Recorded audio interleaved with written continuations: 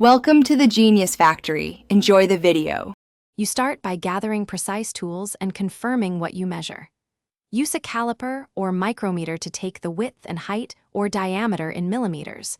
Write down values to 3 decimals when available so rounding doesn't bite you later.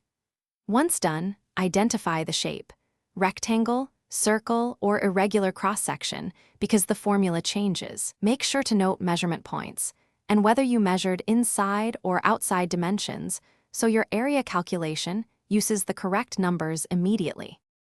Next, compute the area using the appropriate formula and keep units as millimeters so the result is in mm2. For rectangles, multiply width by height directly. For circles, compute pi times radius squared, using pi approximately 3. 1416 for practical accuracy. Remember, radius is diameter divided by 2.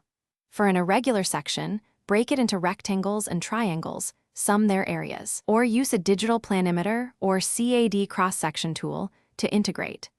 Double-check arithmetic. Finally, verify that your mm2 values meet the specification or tolerance range and document everything: raw measurements, formulas used, and rounding rules.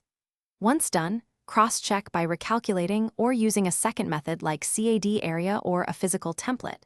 Make sure units stayed in mm throughout. If numbers disagree, remeasure at the same reference points, check instrument calibration, and retry the calculation. A common fix is finding a missed decimal or incorrect radius. Correct that and reassess immediately.